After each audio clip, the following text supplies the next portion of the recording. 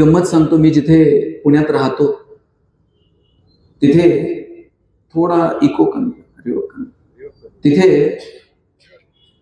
एक गार्डन आहे आणि त्या गार्डन मध्ये कमी करा थोडा आणखी. Hello hello hello hello. हा, तिथे एक गार्डन आहे आणि त्या गार्डन मध्ये एक आजी आणि तिच्या 4 मैत्रिणी गप्पा मारत बसलेल्या असतात. मी रोज तिथून जातो. जाता येता आजी मला थांबवते.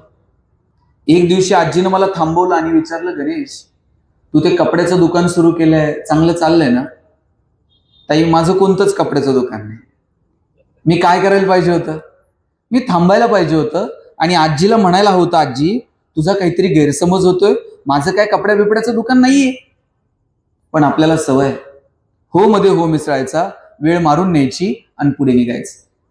आजीनं विचारलं कपड्याचं दुकान, म्हटलं 1 नंबर. आजी दुसऱ्या दिवशी पुन्हा भेटली. मला म्हटली तू ते भांड्याचं दुकान सुरू केलंय? म्हटलं एकदम जोरात. आजी रोज नवीन धंदा शोधून काढायची. मी रोज तिच्या हो मध्ये हो मिसळायचो आणि पुढे निघायचो. आज जरा गडबड होती, इकडे मुखेडला यायचं होतं.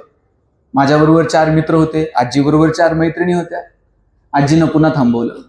मला म्हटली तू ते मेडिकल सुरू केलंय, चांगलं चाललंय ना?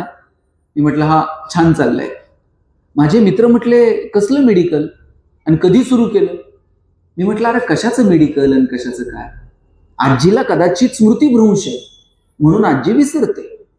बघा, मी माझ्या मित्रांना सांगत होतो आजीला स्मृतीभ्रंश असेल आणि माझ्या कानावर आलं आजी तिच्या मैत्रिणींना सांगत होती. मी तुम्हाला म्हटलं होतं ना याच्या डोक्यावर परिणाम आहे. याला काही म्हणा हे होच म्हणतंय, हे कशालाच नाही म्हणत. आपण कुठे